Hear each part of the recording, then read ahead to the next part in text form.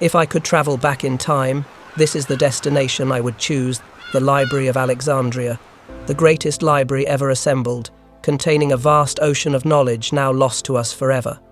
But the story of its death, the story of a single catastrophic fire, is a myth.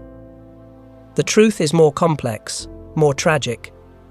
It was not one fire, it was a slow burn, a death by 1,000 cuts. And to understand what we lost, we must first understand the scale of the dream that was set ablaze. In the wake of Alexander the Great's conquests, a new world was born. His dream was a global culture, a fusion of East and West. And the capital of that dream was Alexandria, a city he founded on the coast of Egypt. It was designed to be a great melting pot, a place where the cultures of Greece and Egypt would blend into something new and powerful. When Alexander died, his general Ptolemy I Soter took control of Egypt. He and his successors, the Ptolemies, were a dynasty of intellectuals, historians, zoologists, playwrights. They understood that true power was not just held by armies but by ideas, and they embarked on a project of breathtaking ambition, a moonshot for the ancient world. Their vision was proposed by an exiled Athenian statesman, Demetrius of Phaleron, and brought to life by Ptolemy I and his son Ptolemy II. It was called the Museion, the Shrine of the Muses. This was no mere building, it was a state-funded research institute, a blueprint for the modern university. It had lecture halls, laboratories, observatories, and, at its heart, the Great Library. This project was a profound political statement. In an era of warring Hellenistic kingdoms, the Ptolemies sought to outspend and outshine their rivals, especially the Kingdom of Pergamon. The library was a declaration in marble and papyrus. Hey everyone, Josh here. Thanks for stopping by again, and if you're new, welcome aboard. I'm an independent creator, chasing the forgotten echoes of our world's history, the stories time tried to erase and bringing them back to light. If you enjoy uncovering these hidden chapters with me, don't forget to subscribe, like, and share this video. Your support is what keeps these journeys alive. Now, let's step back into the past. Athens was the past, Alexandria was the future. It was a tool of soft power, designed to create a new center of gravity for the entire civilized world, a place where all knowledge would flow through the Nile. The mission was simple and staggering: to acquire a copy of every book in existence. The Ptolemies intended to equip their library with the writings of all men. This was not a gentle process of collection. It was an act of intellectual plunder. Royal agents were dispatched across the known world with enormous budgets and a single command: buy every scroll, on every subject, by every author. They were to seek out the oldest copies, believed to be the most faithful to the original text. But the most aggressive policy was reserved for Alexandria's own harbour.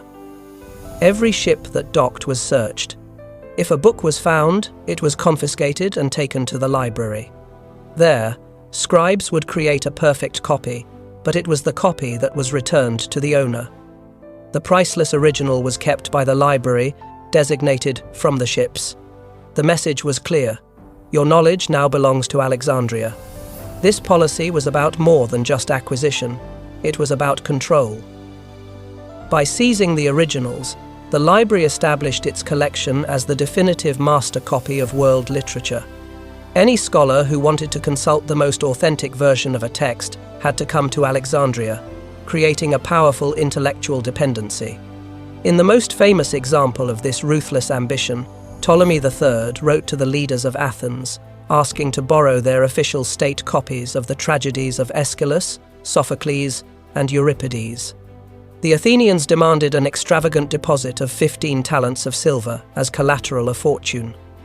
The king agreed.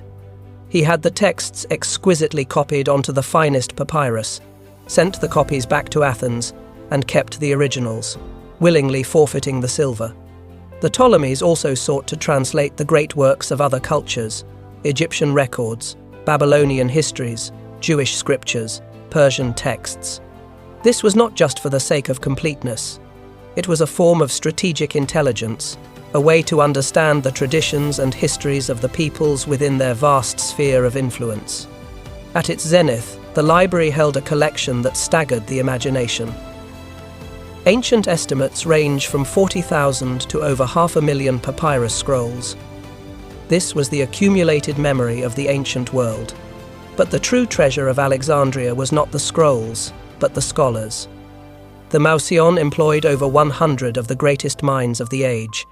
They were given free room and board, servants, a salary, and paid no taxes. Their only duty was to think, to research, to teach, and to push the boundaries of human knowledge.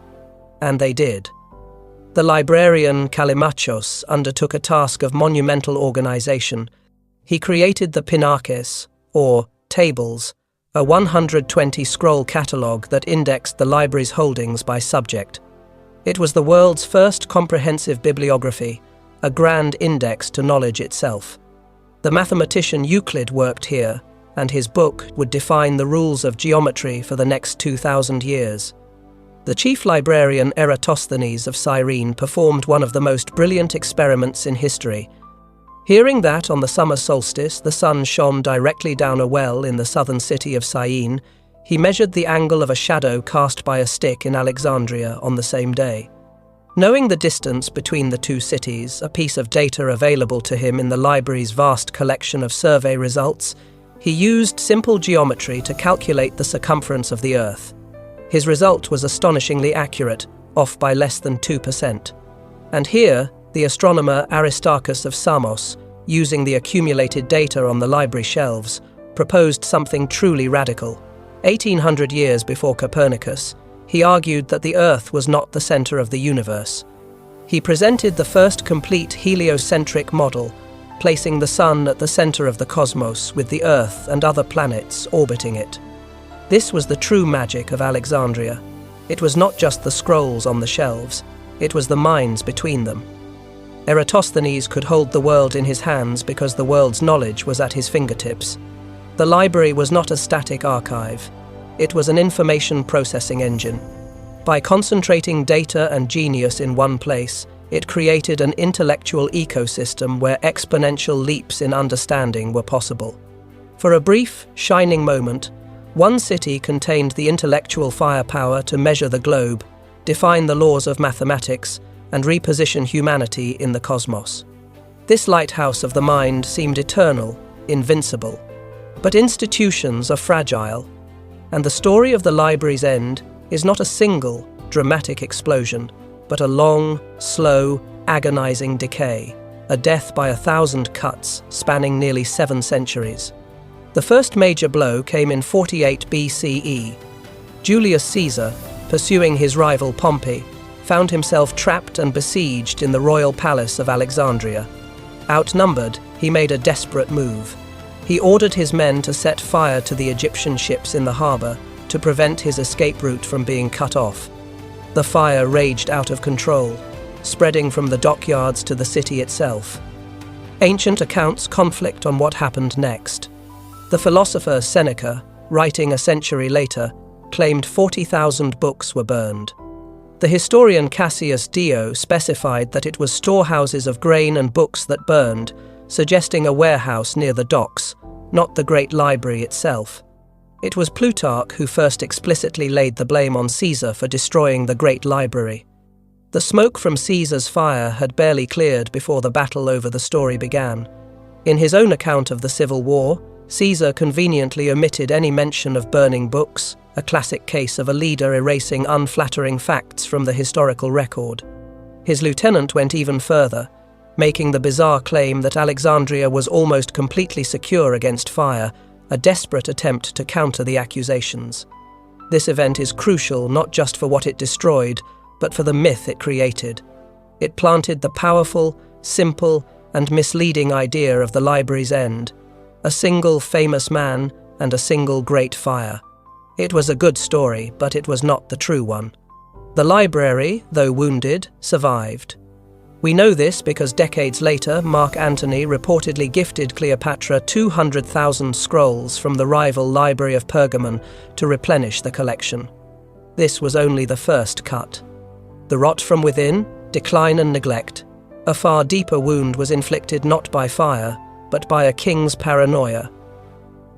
In 145 BCE, a century before Caesar's arrival, Ptolemy VIII Physcon came to power. Fearing conspiracies, he purged Alexandria of its foreign intellectuals, expelling the scholars who were the lifeblood of the Mouseion. This act triggered a diaspora of Alexandrian scholarship. The great minds fled, taking their knowledge and their methods with them. The engine of discovery began to sputter. In the centuries that followed, the later Ptolemies, beset by political instability and economic crises, lost the vision of their ancestors. Funding for the library dwindled. The prestigious position of head librarian was no longer given to the greatest mind of the age, but became a political plum, a reward for palace guards and loyal cronies. A library is more than a collection of books, it is a living ecosystem of minds. And the kings of Egypt had become a poison to that ecosystem. By driving out the scholars and cutting off support, they ripped the heart out of the Mouseion. The institution was hollowing out from the inside. The lighthouse of the mind was still standing, but its light was beginning to fail. It was now critically vulnerable to the physical blows that were to come. The end of the original great library, the Royal Library of the Ptolemies, was not grand or poetic. It was a messy, unceremonious death. In the 270s AD, the Roman Emperor Aurelian fought a brutal war to reconquer Alexandria from the breakaway empire of Queen Zenobia of Palmyra. The fighting was fiercest in the royal quarter, the very district that housed the Mouseion and the main library. Ancient sources tell us this part of the city was laid waste. There was no historian there to record the end, no poet to write its eulogy.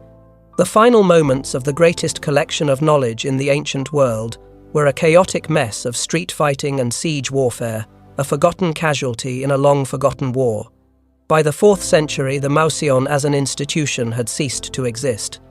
The dream of the Ptolemies was gone, but a part of its spirit and a portion of its collection still survived. It was housed in the Serapeum, the temple of the Greco-Egyptian god Serapis. This daughter library held tens of thousands of scrolls and had become the last great center of pagan learning in the city. But it was now on a collision course with a new, ascendant power, Christianity. In 391 AD, the Roman Emperor Theodosius issued edicts banning pagan worship across the empire. The Patriarch of Alexandria, Theophilus, a man of zealous conviction, saw his chance. He led a mob to confront the pagans who had fortified themselves inside the Serapeum. After a tense standoff, an imperial message arrived. It pardoned the pagans for the riots, but ordered the destruction of the temple's idolatrous images. The Christian crowd took this as a license to destroy everything. The mob swarmed the temple. A soldier took an axe to the colossal statue of Serapis, striking its jaw. The crowd gasped, but the sky did not fall. Emboldened, they tore the statue apart, dismembering it and burning the pieces. They then turned on the building itself, tearing it down almost column by column. Scrolls were trampled, torn, and tossed into bonfires. This was not a fire set by soldiers in the heat of battle. This was a demolition crew fueled by religious fervor. For the mob that swarmed the Serapeum, the accumulated wisdom of the pagan past was not a treasure to be saved, but a poison to be purged. It was a deliberate, ideological act of cultural erasure. This was the final, brutal blow. The last great repository of classical knowledge in Alexandria was torn down by men who believed they were doing God's work. We live in the shadow of this loss every day. The destruction of the library did not just burn papyrus, it burned pathways to the future. It narrowed the scope of human thought for 1,000 years. We are haunted by the ghosts of masterpieces we can never see, philosophies we can never read, and histories that could have reshaped our entire understanding of the world. We lost a universe. Aristarchus of Samos argued that the Earth orbited the Sunday, but his detailed work, his mathematical proof, is gone. We know of it only through a brief summary by Archimedes. Had that book survived, had it been studied and debated, the Copernican revolution might have occurred 1800 years earlier. Humanity might have reached for the stars centuries before we did. We lost a world stage. The great Athenian playwright Sophocles wrote more than 120 plays. We have only 7. The library held the official Athenian state copies. We have lost over 90% of his work, and similar amounts from Aeschylus and Euripides. We are left with titles and fragments, Niobe, Tereus, the epigoni ghosts of dramas we will never witness. We lost the people's philosopher. We know Aristotle through his dense technical lecture notes, but in his lifetime, he was famous for his popular dialogues, works praised for their eloquence, written for a general audience. Works like the Protrepticus, an exhortation to philosophy, are all gone. We have lost the Aristotle who spoke not just to scholars, but to everyone. We lost a history of the world. The Babylonian priest Berossus wrote a complete history of Mesopotamia in Greek, drawing from ancient temple records that are now lost. As Carl Sagan lamented, we know from fragments that the first volume alone described a history from creation to the Great Flood, a period Berossus calculated as 432,000 years. Sagan mused, "I wonder what was in it." We all do. The books were gone, but the tradition of rational inquiry they represented still flickered in the city. Its last great keeper was a woman named Hypatia, a brilliant Neoplatonist philosopher, mathematician, and astronomer. She was one of the most respected public intellectuals in the empire. But she was a pagan and a friend of the Roman governor Orestes, who was locked in a bitter power struggle with the new patriarch Cyril. Rumors the poison of every age began to spread. The pagan witch Hypatia, they whispered, was using her influence to prevent Orestes from reconciling with the church. In March of 415, during the holy season of Lent, the rumors bore their monstrous fruit. A mob of Christian fanatics, led by a church official named Peter, ambushed Hypatia on her way home. They dragged her from her chariot and took her to a church. There, they stripped her naked and murdered her, scraping the flesh from her bones with sharp tiles or oyster shells. They tore her body limb from limb and burned the remains. If the destruction of the Serapeum was the death of the books, the murder of Hypatia was the death of the idea behind them. Her brutal end was a message written in blood on the streets of Alexandria. The age of open inquiry was over. The age of dogma had begun. The story of who burned the Library of Alexandria is a ghost story where the ghosts are centuries of propaganda and prejudice. The final, most persistent myth blames the Muslim Caliph Omar, who conquered Egypt in 642 AD. The story claims he ordered the scrolls used as fuel for the city's bathhouses, declaring, "If they agree with the Quran, they are superfluous. If they contradict it, they are heresy." This story is a fabrication. It appears for the first time in the 13th century, over 600 years after the event. No earlier Christian or Muslim historian who wrote about the conquest ever mentions it. By the 7th century, there was likely no great library left in Alexandria to burn. The tale was a piece of propaganda, born in the era of the Crusades, proof that the library's memory could be weaponized long after its walls had turned to dust. The true lesson of Alexandria is not about blaming one group or one fire. It is about recognizing the terrifying fragility of knowledge. As Carl Sagan warned, an Alexandria can be destroyed not just by war, but by creeping decline through underfunding, low prioritization, and the general disregard for the institutions that preserve and share knowledge. In the end, the question is not who burned the Library of Alexandria. The question is, what is burning now? What knowledge are we neglecting? What institutions are we letting decay? What voices are we silencing in the face of a combustible mixture of ignorance and power? The library was not just a building of marble. It was a promise that we, a species born of star stuff, could be citizens of the cosmos. That promise was broken once. The ashes of Alexandria are a warning echoing through time that it is now our turn to be the librarians. It is our turn to tend the flame. Thank you for joining me on this journey. The past is a vast archive, silent, waiting, and every story we uncover brings us closer to understanding who we are. So, what should we explore next? Tell me in the comments below. Until next time, stay curious and keep questioning.